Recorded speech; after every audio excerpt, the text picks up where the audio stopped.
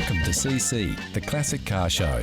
In this episode, we slip behind the wheel of a spectacular American classic sports car and take a close look at a racy Italian.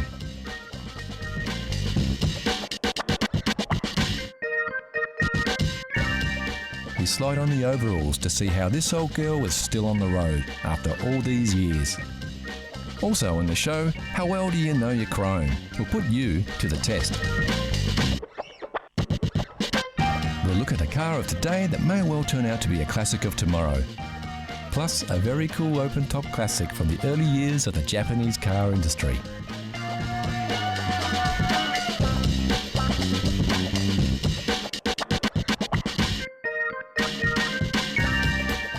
So sit back and settle in for another ride through the past on CC Classic Cars.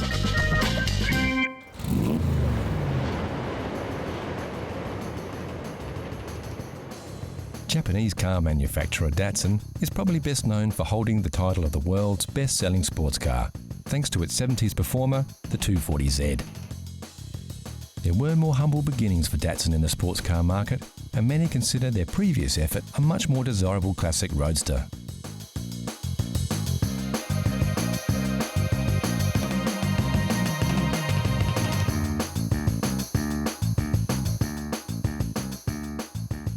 This is the Datsun 2000 Sports, also known as the Fairlady.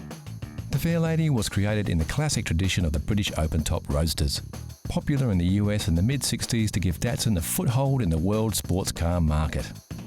There were several models of the Fairlady built between 1965 and 1970. This model, the 2000 or SR311, was the last. When I was younger, my best friend had a Datsun 2000 Sports. And I'd always wanted one, but it took me a few years to actually put the cash together to own one. When I got financial enough, as in my 30s and 40s, I decided I'd go and find one.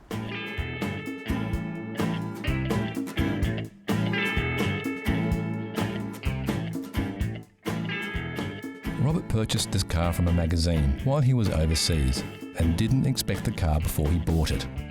This turned out to be a bit of a disappointment, as the condition of the vehicle was poorer than he first thought, and rather than use the car as a daily driver, he chose to restore it. The restoration process for this car entailed a complete body off and stripped down to bare metal.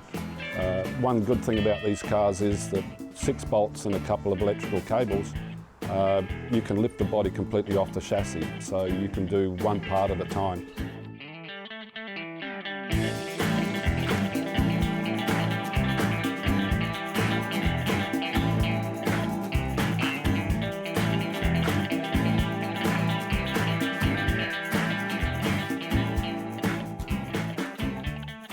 Robert's car had the chassis completely stripped back and powder coated.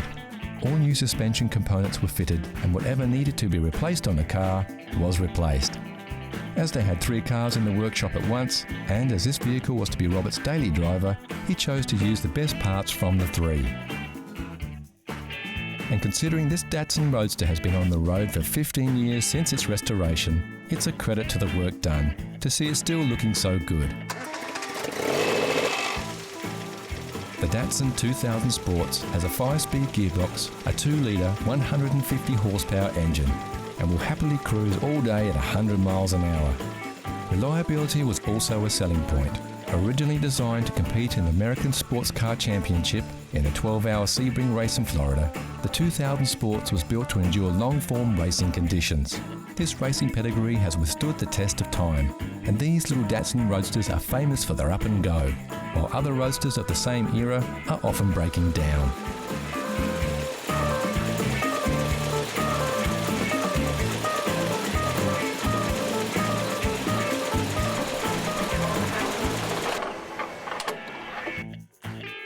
The cars were only ever sold in Japan, America, Australia, South Africa, and a few cars were sold into Finland for some reason or other. We're not sure why.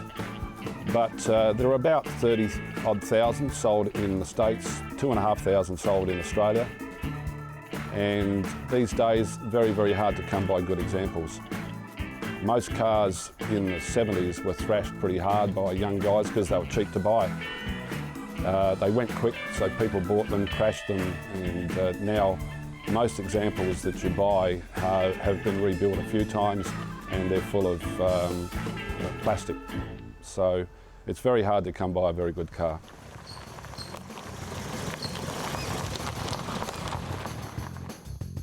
Like most roadsters, the roof is really great for keeping the sun off your head, but not much good at keeping out the rain. It's believed the best way to keep dry in a Fairlady is to drive faster, a notion rarely complained about by their owners. What they did offer the new car buyer though was great design and performance inside and out. For starters, the car had a top speed in excess of 200 kilometres per hour, or just over 125 miles an hour. Pretty quick for its day, and much faster than the British roadsters it was competing against.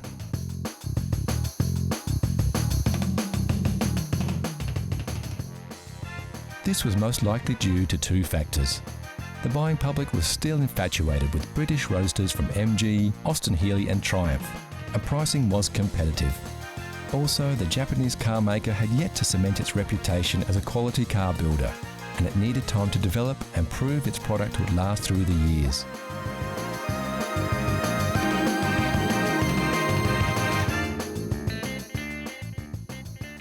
We all have to agree though, this little Japanese roadster sure looks the part now. And as far as classics go, they can be had for a song if you're happy to do some work on them. Although a fully restored one like this beauty will set you back as much as a new car today. And what's the best thing about driving a car like this one? I really enjoy it. It'll be one of the last things I do before I die, I'm sure, is to drive one of these cars. And I'm sure if you had one, or if you can get a chance to drive one, you'll really enjoy it.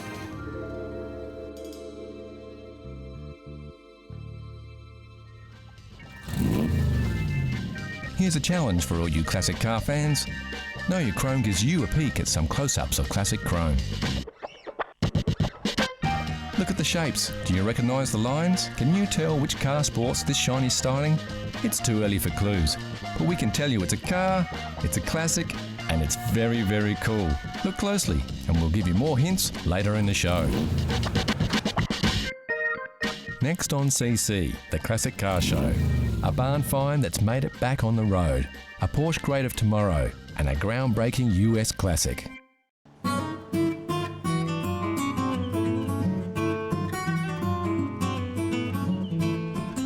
The great thing about owning a classic car is that you don't have to be an expert or a mechanic to keep it maintained or restore it to its former glory. With simple 4-stroke engines and basic electrical systems, classic and vintage cars are relatively easy to work with, and almost anybody can roll up their sleeves and get a few jobs done. Take Neil Frost for example. He's only just 18 years old, yet he recently took up the challenge of restoring a 60-year-old vintage as part of a school project. About 8 months ago, I found a 1948 Morris 840 Series E up in a winery. I've been working on it as part of a school project and done a few things on the engine, converting it from 6 volt to 12 volt and also fixing the brakes. Of course, undertaking a project like this is no mean feat, and Neil sought out local experts to help him along the way. So I had a member from the Morris Register come and help me work on it. And also the neighbour across the road helped me work on the brakes. And also, just converting it from the 6 volt to 12 volt. And any queries I needed, I would always ask the member from the car club. As with any old car that hasn't been maintained for years, it's important to make sure the brakes are in good working order before hitting the road. So this was one of the first jobs that Neil tackled. The first job I did on the car was removing the brakes. That meant taking off the brake drum, the brake shoes, and the wheel cylinders. And then I took them to a place where they were reconditioned. And then when they came back, I put them all back on. When Neil first bought the car, it had a 6-volt battery, which are very hard to find. So his next job was to convert the car from a 6-volt to a 12-volt system. The headlights and indicators also needed replacing, as well as other parts like the fuel pump and the volt regulator. As we can see, the upholstery in this car does need a bit of work, and Neil plans to do a course with the local car club where he can learn the skills to repair the wear and tear on the vehicle's seats and panels. There's a few members in the car club that have done the course and have been willing to teach me, so at some stage I'd like to learn to reupholster the seats.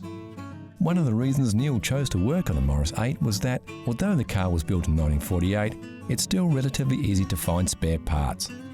Luckily, many of the parts on this vehicle are the same as those found on its successor, the incredibly common Morris Minor. Parts are generally inexpensive and easy to find on the internet, so it's a good car to work on as a beginner.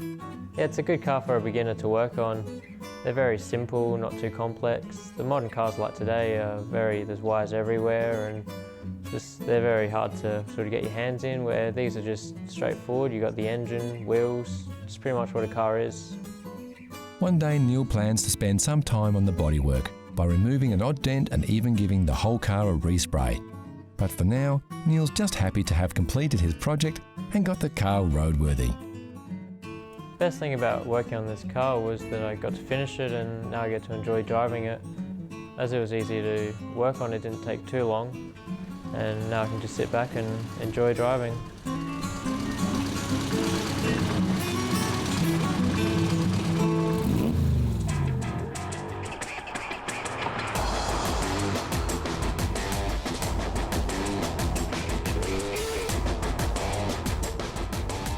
What you are looking at here is a classic of tomorrow. This is the Porsche Panamera. When Porsche announced this vehicle in 2009, there was a wave of controversy around its design. Critics were less than impressed with its unusual lines. Opinion, it seems, is cheap. Sales of the sleek four-door sports coupe with a hatch have surpassed everybody's expectations and have ensured that this unique vehicle goes down as a future classic.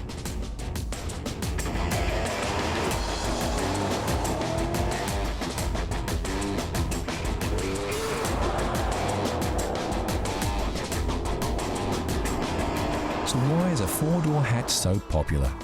Well, it's a Porsche for a start, and when it comes to aspirational purchases, Porsches are often at the top of the list. Then of course there is the sell factor. The key, we think, to this sports car success is its practicality.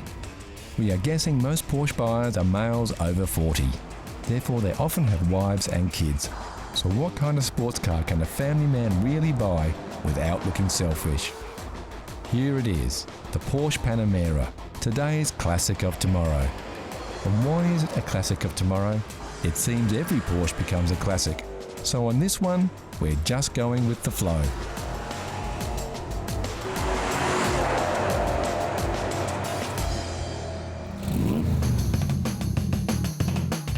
What you are looking at here is a Lamborghini Miura, one of only 300 or so left in the world.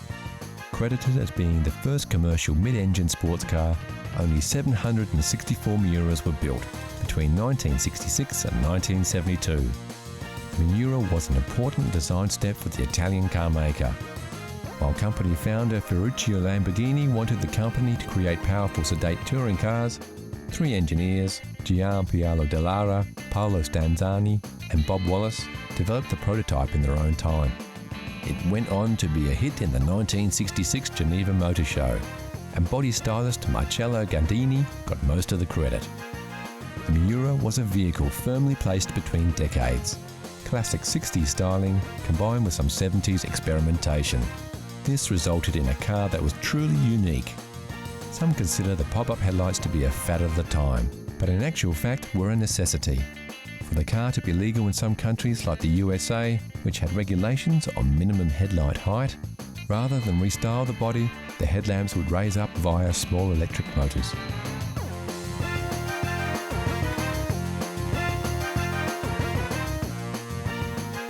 The Miura was the epitome of 60s chic, and everybody who was anybody wanted to be seen in one of these exclusive cars. Frank Sinatra drove a Miura in the late 60s, as did UK model Twiggy. In fact, this car we are looking at now is said to be her car, which was custom ordered from Lamborghini in 1970. For the Italian car maker, the Miura was a giant step in performance cars. There was such demand for the vehicle, the company could have kept selling them well beyond 1972 when they ceased production. So why did they stop? Well, Lamborghini was a small, boutique car maker who couldn't produce more than one model at a time, and they had a worthy successor in the wings, the Lamborghini Countach.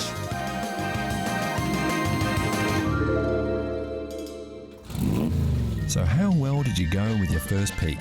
How well did you know your chrome? Here's a quick update. Did you guess it right away, or are you still pondering? Take a look at these shots.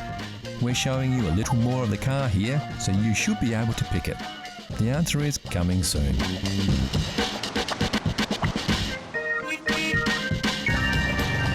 Next on CC Classic Cars, we reveal the Know Your Chrome mystery car, then it's over to wine country to catch up with a nice red.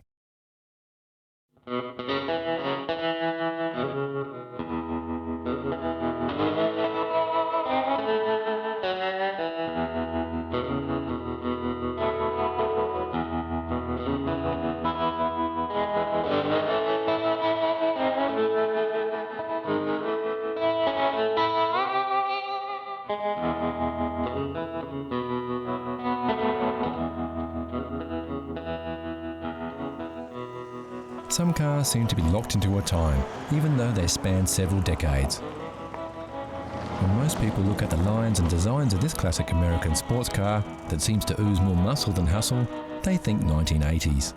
Surprisingly, this incredible example of a Corvette Stingray was built in 1968. This just goes to show how far ahead the design of this car really was. It's common for a name to travel over decades of car manufacturing, but rare for the car to go relatively unchanged. The body styling on this model continued for 15 years, longer than any other Corvette. What makes the 68 Corvette unique, it's the start of a new model, new year. It started what they call the Coke bottle shape. What it makes it unique from other Corvettes of that era is little subtleties to the design. Things like reversing lights on the bottom valance panels that's not on any other model, right up to 72. It is a chrome bumper, what we call a chrome bumper model, and they finished in 1972, and then after that they were rubber bumpers.